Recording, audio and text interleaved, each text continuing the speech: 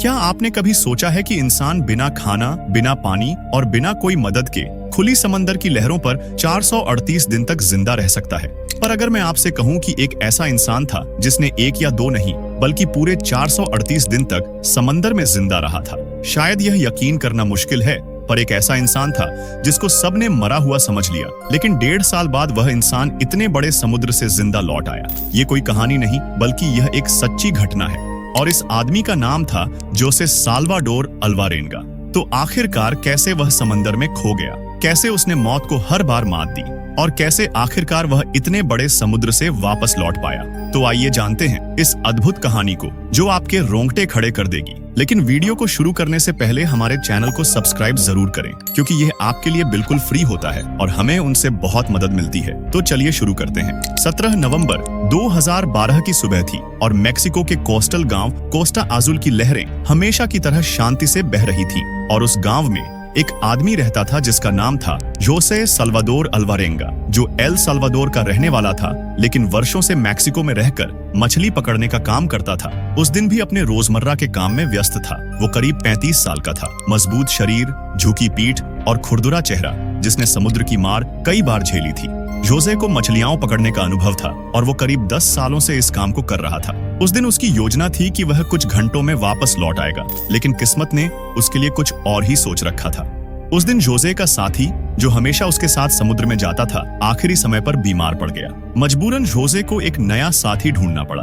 उसे एक 22 वर्षीय नौजवान मिला। नाम था एज़ेकियल कॉर्डोबा। कॉर्डोबा के पास ज्यादा अनुभव नहीं था, लेकिन जोसे को जल्दी थी, इसलिए उसने हाँ कर दी और दोनों ने एक 25 फीट लंबी फाइबर ग्लास से बनी छोटी मोटर बोट ली, जिसमें एक आइस बॉक्स, एक रेडियो, जीपीएस सिस्टम और कुछ बेसिक इक्विपमेंट्स थे। सब कुछ सामान्य लग रहा था, लेकिन कोई नहीं जानता था कि ये यात्रा उन्हें इतिहास के सबसे लंबे समुद्री सर्वाइवल में ले जाएगी। जब दोनों नाविक समुद्र की गहराई की तरफ बढ़े तो मौसम पूरी तरह साफ था। जोसे को मछलियां पकड़ने की अच्छी जानकारी थी और उसने जल्दी ही बड़ी मात्रा में शार्क और अन्य समुद्री जीव पकड़ने शुरू कर दिए। लेकिन ठीक 50 मील समुद्र में जाने के बाद अचानक आसमान पर काले बादल घिर आए। रेडियो पर मौसम विभाग ने चेतावनी दी थी, लेकिन जोसे और कॉर्डोबा इतने दूर जा चुके थे कि रेडियो की आवाज अब धीमी पड़ने लगी थी। और फिर देखते ही देखते एक भयावह तूफान उनके ऊपर छा गया। तेज हवाएं, उफनती लहरें और बिजली की गड़गड़ाहट। यह एक विनाशकारी तूफान था और जोसे की छोटी सी नाव अब उसका मुकाबला नहीं कर पा रही थी, क्योंकि तूफान बहुत भयानक था। तूफान इतना तीव्र था कि उसने नाव का सारा इलेक्ट्रॉनिक सिस्टम तहस नहस कर दिया। रेडियो पूरी तरह खराब हो गया और जीपीएस काम करना बंद कर गया। बर्फ रखने का बॉक्स टूटा, खाने की सामग्री बह गई और मछलियों की बड़ी खेप भी समुद्र में वापस चली गई और इंजन भी खराब हो गया, जिससे नाव अब केवल समुद्री धाराओं के भरोसे बहती जा रही थी। जोसे और कॉर्डोबा दोनों अब पूरी तरह समुद्र के हवाले थे। ना दिशा थी, ना पानी था, ना खाना और ना ही कोई मदद का साधन। चारों तरफ सिर्फ नीला समंदर और ऊपर जलता हुआ सूरज। शुरुआती कुछ दिनों में जोसे को भरोसा था कि कोई उन्हें खोज लेगा, क्योंकि उसे पता था कि तूफान के बाद जब वे तट पर नहीं लौटेंगे तो लोग उन्हें ढूंढने जरूर आएंगे। उन्होंने उम्मीद बनाए रखते हुए नाव के ऊपर खुद को जीवित रखने की कोशिशें की। जोसे मछलियां हाथों से पकड़ता, उनका खून पीकर प्यास बुझाता और कच्चे मांस को खाता। कॉर्डोबा शुरू में डर गया था, लेकिन जोसे ने उसे समझाया कि जिंदा रहने के लिए हमें कुछ भी करना पड़ेगा। उन्होंने प्लास्टिक के कंटेनर से बारिश का पानी इकट्ठा करना शुरू किया और बचे हुए सामान का सही तरीके से इस्तेमाल किया। जैसे जैसे दिन हफ्तों में बदले, कॉर्डोबा की हालत खराब होती चली गई। वह बार बार बीमार पड़ता, उसे उल्टियां होती और अब उसकी भूख पूरी तरह से मर चुकी थी। उसने कच्ची मछलियां खाना बंद कर दिया और जोसे की हर सलाह को नजरअंदाज करने लगा। जोसे उसकी देखभाल करता रहा, लेकिन धीरे धीरे कॉर्डोबा शारीरिक और मानसिक रूप से टूट गया और फिर उसने बात करना बंद कर दिया और एक दिन उसने कहा कि मैं अब और नहीं जी सकता। उस रात वह सोया और कभी नहीं उठा। जोसे के लिए यह एक भावनात्मक झटका था जिसने उसे अंदर से तोड़ दिया, क्योंकि कॉर्डोबा की मौत के बाद जोसे अब पूरी तरह अकेला था। उसने अपने साथी की लाश को कुछ दिनों तक नाव में ही रखा। वह उससे बातें करता, उससे माफी मांगता कि वो उसे वापस घर नहीं ले जा सका। लेकिन जैसे ही शरीर सड़ने लगा, जोसे ने बहुत भावुक होकर उसे समुद्र को सौंप दिया। अकेलापन अब उसे अंदर ही अंदर खा रहा था। उसे कभी कभी ऐसा लगता कि कोई उसके साथ है, कोई उसके कान में फुसफुसा रहा है, लेकिन ये सब मस्तिष्क की थकान और मानसिक पीड़ा का कारण था। जोजे को अब समझ आ गया था कि ये जंग अब लंबी चलेगी। समुद्र में अकेले रहते हुए जोजे ने इंसानों से तो नाता तोड़ ही लिया था, लेकिन अब उसकी बातचीत प्रकृति से होने लगी थी। जब सूरज उगता तो वह उससे कहता कि आज मुझे जिंदा रखना, और जब रात आती तो वह चांद से बात करता कि मेरे ऊपर नजर रखना। समुद्र की हर लहर, हर परिंदा, हर बादल उसका साथी बन गया था। वो कहता था कि कुछ पक्षी हर रोज उसके पास से उड़ते थे, जैसे वो उसे देखने आते हों। जोजे ने उन पक्षियों को नाम भी दे दिया था।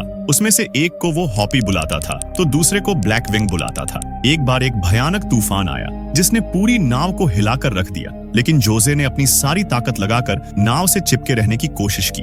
रात भर बारिश होती रही, ठंडी हवाओं ने उसकी हड्डियां तक सिहरन भर दी, लेकिन जैसे ही सुबह की पहली किरण आई, उसने देखा कि एक छोटी सी तितली उसके हाथ पर आकर बैठ गई। उस तितली की नाजुक परों को देखकर जोजे की आंखों में आंसू आ गए। उसे लगा जैसे यह एक संकेत है, जैसे प्रकृति ने उससे कहा हो कि तू अकेला नहीं है, मैं तेरे साथ हूँ। उस पल ने उसे अंदर से नई ताकत दी। वह जान गया था कि चाहे कितनी भी कठिनाइयां आएं, उसे हार नहीं माननी है। उसने अपने दिल से कहा, मैं इस समुद्र से जिंदा लौटूंगा, अपने घर लौटूंगा। यही उम्मीद और विश्वास उसकी सबसे बड़ी ताकत बन गई। इसलिए उसने अपने जीवन को बनाए रखने के लिए कई अकल्पनीय तरीकों का सहारा लिया। वह पक्षियों को पकड़कर खाता, मछलियों के अंगों को सुखाकर भविष्य के लिए जमा करता और कछुए का खून पीकर प्यास बुझाता।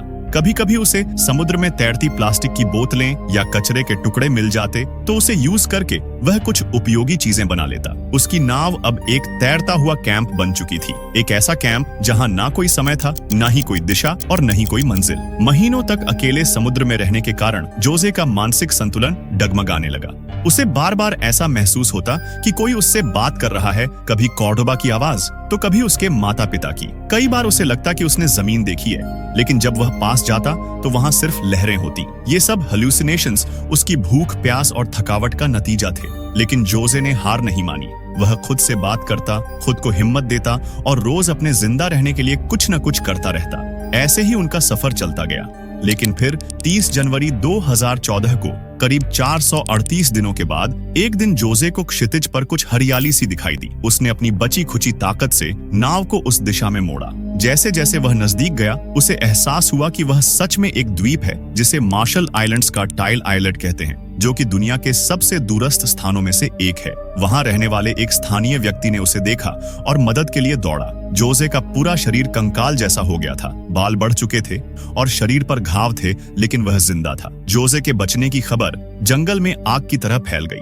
फिर डॉक्टरों ने उसकी जांच की और पुष्टि की कि वह शारीरिक रूप से कमजोर जरूर है, लेकिन किस तरह 438 दिनों तक जीवित रहा। लेकिन वैज्ञानिकों और मीडिया ने उसके अनुभवों पर सवाल उठाए कि क्या ये सब सच था? क्या कोई इंसान इतने समय तक समुद्र में रह सकता है? लेकिन उसकी नाव, उसके शरीर की हालत और उस द्वीप के लोगों की गवाही ने उसके अनुभवों को सच साबित किया। जोजे को उसके देश वापस लाया गया, जहां वह कुछ समय तक गुमनाम सा रहा। लेकिन बाद में उसने अपनी आपबीती एक किताब में लिखी जिसका नाम था 438 दिन, एक extraordinary true story of survival at sea, और यह किताब बेस्ट सेलर बनी। उसने बताया कि कैसे उसने ईश्वर पर विश्वास बनाए रखा, खुद को टूटने नहीं दिया और हर दिन खुद को जिंदा रखने की जिद की। आज वह एक साधारण लेकिन शांतिपूर्ण जीवन जीता है, लेकिन उसकी कहानी लोगों को ये सिखाती है कि जहां उम्मीद जिंदा होती है, वहां जिंदगी हार नहीं मानती। तो दोस्तों, आपका दिल से धन्यवाद क्योंकि आपने यह वीडियो पूरा देखा। अगर आपको हमारा यह वीडियो पसंद आया हो तो इसे लाइक जरूर करें, अपने दोस्तों के साथ शेयर करें और हाँ, चैनल को सब्सक्राइब करना बिल्कुल न भूलें, क्योंकि यह आपके लिए बिल्कुल फ्री है और हमें इससे बहुत मदद मिलती है। तो दोस्तों, फिर मिलेंगे एक और दिलचस्प वीडियो के साथ। तब तक के लिए बाय।